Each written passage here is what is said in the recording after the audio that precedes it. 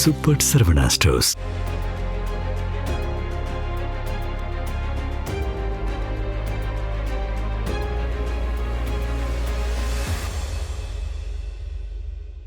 நேயர்களே, தற்போது மத்திய கிழக்கினுடைய செய்தி ஊடாக ஒட்டுமொத்த உலகமே பரபரப்புக்கு உள்ளாகி இருக்கக்கூடிய ஒரு செய்தியை நான் இப்போது உங்களுக்கு தர காத்திருக்கிறேன். இதற்கு முன்பு நான் கொடுத்த செய்தியில் உச்சபட்ச தலைவர் சையத் அலி கமினுடைய குறித்தும் தாக்குதலில் அவர் விமான தாக்குதலில் அல்லது ஏவுகணை தாக்குதலில் குறிவைத்து அவர் கொல்லப்பட்டிருக்கிறார். அவரோடு சேர்ந்து 40க்கும் மேற்பட்ட அபிஷியல், குறிப்பாக அவரது மகள், பேரப்பிள்ளைகள், மருமகனும் இந்த பயங்கர தாக்குதல்களில் அவர்கள் கொல்லப்பட்டிருக்கிறார்கள். ஐஆர்ஜிசியுடைய முக்கியமான கமாண்டர்ஸ், அபிஷியல்ஸ் எல்லோருமே அவர்கள் கொல்லப்பட்டிருக்கிறார்கள். இவற்றில் பல காரணங்கள் கேட்கப்படுகின்றது. இத்தனை ஒரு பெரும் தலைவர் பாதுகாப்பு இல்லாமல் அவர் எவ்வாறு இருக்க முடியும் என்ற கேள்வியை பலர் எழுப்பியிருக்கிறார்கள். அது குறித்து நமக்கான ஒரு ஆதார செய்திகள் ஒன்றும் இல்லை. பொதுவாக இந்த போர் நடவடிக்கையில் அவர் பங்கருக்குள் இருக்கிறார், மலைகளுக்கு கீழ் குடைந்திருக்கிறார் என்றெல்லாம் பல செய்திகள் வந்திருக்கிற நேரத்தில் அவர் மக்களோடு மக்களாக தெஹ்ரானில் இருந்தார். அவருடைய அலுவலகம் முழுவதுமாக ஒரு ராட்சசத்தான் போட்டிருக்கிறார்கள். அமெரிக்காவும் இஸ்ரேலும் முதல் தாக்குதலை அதாவது துல்லியமான தாக்குதலை அவர்கள் வலிமைப்படுத்தியிருப்பது அமெரிக்க அதிபர் டொனால்ட் ட்ரம்புடைய பேச்சினுடைய நாம் அறிந்து கொள்ள முடிகின்றது. உடனடியாக ஒரு 8 நிமிடம் காணொலி ஒன்றில் அவருடைய பேச்சில், நாங்கள் அவரை தொடர்ந்து கண்காணித்து கொண்டிருந்தோம், எங்களது உளவு அமைப்புகள் அங்கே திறம்பட சீரிய முறையில் பணியாற்றினார்கள், தொழில்நுட்பங்களும் எங்களுக்கு உதவியது என்றும் அவர் கூறியிருந்தார். ஆக இந்த தொழில்நுட்பத்தை மிஞ்சக்கூடிய அளவில் ஈரான் எதற்காக அவர்கள் இவ்வளவு பெரிய மாபெரும் தலைவரின் பாதுகாப்பின் அசட்டையாக இருந்தார்கள் என்று புரியவில்லை. ஒருவேளை அவர் மரணத்தை எதிர்பார்த்து இருந்திருக்கலாமோ என்றும் என்ன தோன்றுகின்றது. ஏனென்றால் அவருடைய கடந்த கால பேச்சுவார்த்தையில் அவர்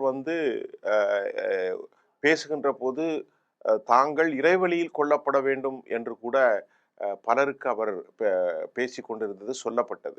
ஒரு போரில் கொல்லப்பட்டால் இஸ்லாமிய நம்பிக்கையின் அடிப்படையில் அவர்களுடைய வாழ்க்கை வேறு ஒரு பலனை தரும் என்று யூதர்கள் நம்புவதை போன்று ஈரானிய மக்கள் மிக உச்சபட்சமாக நம்புகிறார்கள்.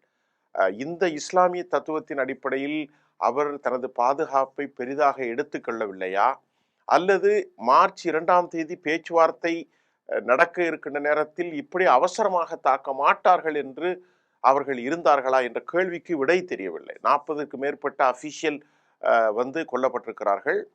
ஈரானுடைய வெளிவிவகாரத்துறை அமைச்சர் அப்பாஸ் அராக்ச்சி பேசுகின்ற போது ஒரு பாசிட்டிவான சிக்னலை சொல்லியிருந்தால், ஆனால் இது ஒரு அன்எக்ஸ்பெக்டட் அட்டாக், அதாவது ஸ்ட்ரைக், அப்படிதான் நாம் சொல்ல வேண்டும். அதனை தொடர்ந்து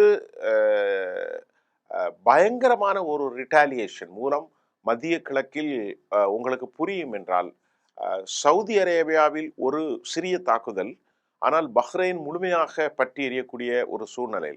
ஏனென்றால் அங்குதான் மிகப்பெரிய நிலைகள் இருக்கிறது. ஒட்டுமொத்தமாக 13 இடங்களில் அமெரிக்காவினுடைய தளங்கள் வலிமையாக இருக்கின்ற நேரத்தில் பஹ்ரைன், குவைத், கத்தர், Jordan, Israel, Saudi Arabia, Dubai, Abu Dhabi, அதாவது யுனைடெட் அரபு எமிரேட்ஸ், இத்தனை பகுதிகளும் பயங்கரமான தாக்குதல்களுக்கு உள்ளாகி இருப்பதை நாம் கவனிக்கக்கூடியதாக இருக்கிறது.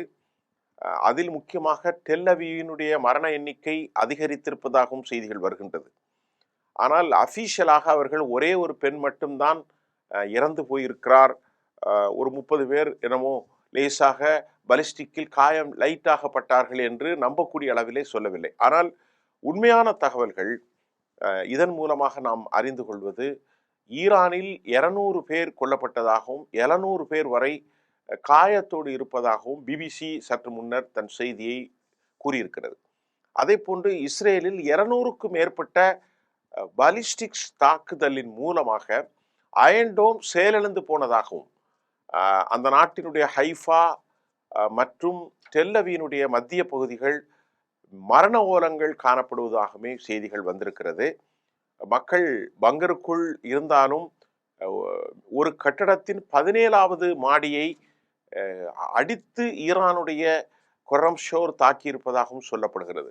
ஹைப்பர்சோனிக் விமானங்க மிசைல்களை, அது பலிஸ்டிக் அல்ல, ஹைப்பர்சோனிக்கை 20,000 கிலோமீட்டர் பெர் ஹவர்ஸ் என்று சொல்லக்கூடிய அளவிற்கு கடுவேகமாக சென்று இலக்கை தாக்கியிருப்பதன் மூலம் அயன்டோம் செயலிழந்திருப்பதாகவே நமக்கு செய்திகள் சொல்லியிருக்கிறது.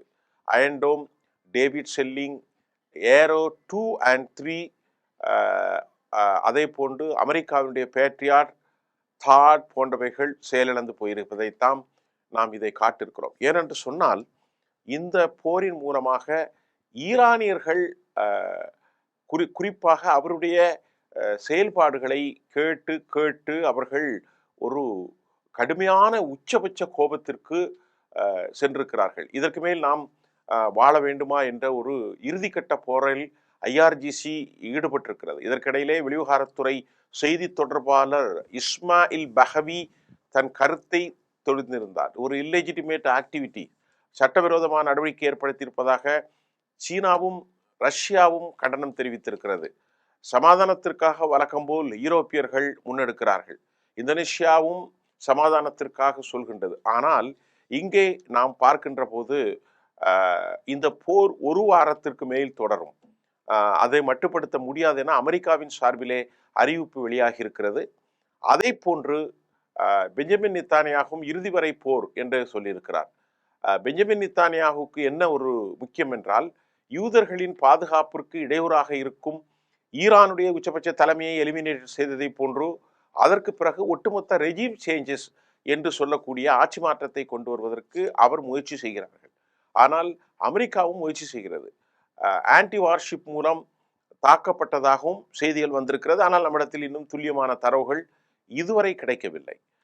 அமெரிக்காவினுடைய கப்பல் போக்குவரத்துக்கு எதிராக ஹெர்முஸ் தளங்கள், உலகின் மிகப்பெரிய சந்தைப்படுத்தப்பட்ட குறுகலான ஆழமான கடல் ஹெர்முஸ், இது கதவடைப்பு செய்யப்பட்டிருக்கிறது. ஈரானுடைய வான் எல்லை மூடப்பட்டிருக்கிறது. இஸ்ரேலுடைய வான் எல்லை மூடப்பட்டிருக்கிறது. துபாய், புரூஜ் கலிபா என்று சொல்லக்கூடிய உலகின் மிகப்பெரிய உயரமான கட்டடங்களில் ஒன்றான அவற்றிலிருந்து மக்கள் உடனடியாக காலி செய்து ஓட வேண்டும் என்று அறிவிப்பானை வெளியிட்டிருக்கிறது. புரூஜ் கலிபா மட்டுமல்ல, அதில் வளங்குளிக்கும் எண்ணெய் வளம் கொண்ட அபுதாபியும் கூட துவம்சம் செய்யப்பட்டு கொண்டிருக்கிறது. இதற்கிடையில 200 பலிஸ்டிக் மிசைல்களை தொடர்ந்து வரிசையாக இஸ்ரேலை அதிபயங்கரமான சேதாரம் ஏற்பட்டிருக்கும். பொதுவாக 200 பேர் மரித்து போனதையும் ஈரானில் 700 பேர் காயப்பட்டிருப்பதையும் நாம் தெரிந்து கொண்டதை போன்று இஸ்ரேலில் எவ்வளவு மரண வீதங்கள் என்று தெரியவில்லை. இஸ்ரேலில் துல்லியமான வரைபடங்கள் கடந்த முறை ஹேக்கர் செய்யப்பட்ட நிலையில் டெல்லவியூ, ஹைஃபா, மொசாத்தினுடைய தலைமை இடங்களை எல்லாம் மிக கடுமையான தாக்குதல்கள் நடத்தப்பட்டிருப்பதாக சொல்லப்படுகிறது. அமெரிக்காவினுடைய அதிபர் இந்த போர் தொடரப்போகின்றது, ஒரு வாரம் இல்லை 15 நாட்களும் தொடருவோம் என்று சொல்லியிருக்கிறார்கள். அலி லாரிஜானி தற்போது உச்சபட்ச பொறுப்பில் இருக்கிறார். ஏனென்றால் அவர் மிக நெருக்கமானவர். யாரோடு? ஆயத்துல்லா கெமைனிக்கு நெருக்கமானவர். அவரோடு முகமுகமாக பேசக்கூடிய ஒரு நபர். அவருடைய அந்த செயல்பாட்டு வடிவத்தை ஏற்கனவே அவர் பொறுப்பை கொடுத்து மரணத்தை எதிர்பார்த்து காத்திருந்தார்கள் என்ற செய்தியும் நமக்கு வந்திருக்கிறது. ஏனென்றால் இவர்கள் கொல்வார்கள் என்று அவர் நம்பித்தான் ஐஆர்ஜிசியினுடைய தலைமை பொறுப்பும், நேவியினுடைய தலைமை பொறுப்பு, முக்கூட்டு படைகளினுடைய தலைமை பொறுப்பு, மத விவகாரங்களின் தலைமை பொறுப்பு நியமிக்கவில்லை. பெசஸ்கியானையும் கூட அவர்கள் காலி செய்வதற்கான நடவடிக்கைகள் மேற்கொள்ளப்பட்டு வந்த நிலையில் பெசஸ்கியான் மயிரிழவில் உயிர் தப்பியிருக்கிறார். ஐஆர்ஜிசி போன்ற தலைவர்கள் மற்றும் பியூரோக்ராட்ஸ் 40 பேர் இருக்கிறார்கள். அதே போன்று இஸ்ரேலில் நிறைய பேர் இறந்திருக்கிறார்கள். எத்தனை பேர் இறந்தார்கள் என்று தெரியவில்லை. மத்திய கிழக்கில் மற்றொரு செய்தியின் ஊடாக 200க்கும் மேற்பட்ட அமெரிக்க வீரர்கள் என்று சொல்லப்படுகிறது. ஏனென்றால் அல் உதீத் தளம் நீங்கள் அறிந்து கொள்ள வேண்டுமென்றால் கத்தரில் இருக்கக்கூடிய அல் உதீத் தளம், அதே போன்று பஹ்ரைனில் இருக்கக்கூடிய தளங்கள், பஹ்ரைனுடைய பொது கட்டடங்கள் பயங்கரமான சேதாரத்தை சந்தித்திருக்கிறது. அமெரிக்காவினுடைய தளங்கள், ஆனால் அந்த தளங்களில் ஓரளவுக்கு மட்டுப்படுத்த தாக்குதல்களாக சவுதி அரேபியா மட்டும் அமைந்திருந்தது. குவைத் முழுமையாக தாக்கப்பட்டிருக்கிறது. பஹ்ரைன் முழுமையாக தாக்கப்பட்டிருக்கிறது. அதே போன்று யுனைடெட் அரபு எமிரேட்ஸ் இருக்கக்கூடிய அமெரிக்க தளங்கள், ஜொர்டானுடைய அமெரிக்க தளங்கள் எல்லாம் துவம்சம் செய்யப்பட்டிருக்கிறது. அமெரிக்காவினுடைய வீரர்கள் 200க்கும் மேற்பட்டவர்கள் கொல்லப்பட்டிருக்கிறார்கள். ஈரானிலும் 200க்கும் மேற்பட்டவர்கள், 700க்கும் மேற்பட்டவர்கள் காயமடைந்திருக்கிறார்கள். அதே போன்று மரண விகிதங்களை வழக்கம் போல் ஒரே ஒரு நபர் மட்டும்தான் என்று இஸ்ரேல் இந்த செய்திகள் சொல்கிறது. ஆனால் பலி எண்ணிக்கை பல நூற்று கணக்கில் இருக்கும் என்றும் சொல்லப்படுகிறது. ஏனென்றால் 200 தொடர்நிலைகளில் பலிஸ்டிக்கு ஹைப்பர்சோனிக்கை டெல்லவியை நோக்கி வீசியிருக்கிற காரணத்தால் அங்கு சாவு வீதம், மரண விகிதம் அதிகரித்திருக்கும். அது கண்டெயின் செய்யப்பட்ட செய்தியாக நமக்கு வந்திருக்கிறது. இது ரொம்ப ஒரு முக்கியமான செய்தியாக நாம் இதுவரை கிடைத்திருக்கிறது. இதற்கிடையிலே ஒரு முக்கியமான விவகாரம், 30,000த்திற்கு மேற்பட்ட லாயல் பெர்சன்ஸ், அதாவது விசுவாசிகள் என்று சொல்லக்கூடிய அலி கமேனிக்கு கீழ் செயல்பட்ட படைகள் இருப்பதால் ஈரானுடைய நிர்வாகத்தில் எந்த ஒரு தொய்வும் ஏற்படாது என்றும் சர்வதேச எக்ஸ்பர்ட்ஸ் சொல்லிக் கொண்டிருப்பதையும் நாம் இப்போது செய்தியினூடாக கவனிக்க முடிகின்றது. இன்னொரு விவகாரம், தாங்களின் விருப்ப தலைவர் கொல்லப்பட்டாலும் அது வழக்கத்துக்கு மாறாக ஒரு விழா எடுக்கக்கூடிய ஒரு சூழல் ஈரானில் காணப்பட்டிருக்கிறது. ஒரு செலிபிரிட்டியாக, அதாவது ஒரு செலிப்ரேஷன், அதை ஒரு விழாவாக அந்த மக்கள் தங்களுடைய தலைவர் இறை வழி பயணத்தில் கொல்லப்பட்டிருக்கிறார், அதுவும் புனித ரமலான் மாதத்தில் அவர் கொல்லப்பட்டிருக்கிறார் என்றெல்லாம் புகழாரம் சூட்டி கொண்டிருப்பதையும், அந்த புகழாரத்தினோடு அவர்கள் கண்ணீர் வடிப்பதையும், அமெரிக்காவுக்கு எதிராக, யூதர்களுக்கு எதிராக, ஏனைய அரபு நாடுகளுக்கு எதிராக ஒரு கடுமையான சீற்றத்தை காண முடிகின்றது. இப்போது இந்த போர் எப்படி முடியும் என்பதை குறித்து நம்மிடத்தில் எந்த தரவுகளும் இல்லை. வழக்கம் போல் ஐரோப்பிய நாடுகள், மற்ற நாடுகள் சமாதானம் பேசினாலும் இந்த போர் முடிவதற்கு அமெரிக்கா அது சமாதானம் செய்ய தெரியவில்லை. அமெரிக்காவிலே செனட் சபையில் இருக்கும் டெமோக்ராட்ஸ் கடுமையான கண்டனத்தை தெரிவித்திருக்கிறார்கள். இது ஒரு நீண்டகால துன்பத்தை அமெரிக்காவுக்கு ஏற்படுத்தும். அதே போன்று அவருடைய கட்சியினுடைய ரிபப்ளிக்கினுடைய முணுமுணுப்பும் ஏற்பட்டிருக்கிறது. ஆனால் முடிவுகள் தரவில்லை. ஆக ஒட்டுமொத்தமாக உலகின் பல்வேறு பரபரப்பை ஏற்படுத்திய டொனால்ட் ட்ரம்ப் இப்படித்தான் நிக்கோலஸ் மதுராவை உள்ளே இறங்கினார், இப்படித்தான் ஒரு உச்சபட்ச தலைவரை கொண்டிருக்கிறார் என்றும் உலகம் பரபரக்கிறது. ஆனால் பெரும்பான்மையான நாடுகள் அமெரிக்காவுடைய செயலை ஆதரிக்கவில்லை. அவர்கள் ஆதரிப்பதற்கு ஒரு நியாயமில்லாத காரணத்தினால் ஒரு பெரிய நாட்டில் உள்ளே சென்று தலைவரை கொலை செய்திருக்கிறார்கள் என்பதை போன்று பேச்சுக்கள் வந்திருக்கிறது. இதுவும் தற்போதைய செய்தியாக இருக்கிறது. இந்தியர்கள் மட்டுமல்லாமல் யூரோப்பியர்கள், அமெரிக்கர்கள் யார் சிக்கப்பட்டு கொண்டார்களோ அவர்கள் துபையிலிருந்து வெளியேற முடியவில்லை, கத்தரிலிருந்து, தோஹாவிலிருந்து வெளியேற முடியாது, அதே போன்று பஹ்ரைனிலிருந்து வெளியேற முடியாது, அதே போன்று மத்திய கிழக்கில் எங்கிருந்தும் அவர்கள் வெளியேற முடியாது. ஆகவே எல்லா விமானப்படைகள், விமான நிலையங்களும் இழுத்து கதவடைப்பு செய்யப்பட்டிருக்கிறது. வான் எல்லைகள் முழுமையாக மூடப்பட்டிருக்கிறது. அதைவிட முக்கியம், ஹெர்மூஸ் இழுத்து கதவடைப்பு செய்யப்பட்டிருக்கிறது. இன்றும் நாளையும் மிகப்பெரிய அளவிலே உலகில் பெரும் கொந்தளிப்பு ஏற்படும். 25 விழுக்காடான petrol, diesel, crude oil supply நின்று போனால் உலகத்தில் பெரும் பிரளயம் ஏற்படும். உலகத் தலைவர்கள் அனைத்தும் இணைந்துதான் இதை சரி செய்வார்களா, சரி செய்வதற்கு சாத்தியம் இருக்கிறதா என்பதை நாம் அடுத்தடுத்த செய்தியில் உங்களுக்கு தர காத்திருக்கிறோம். நன்றி.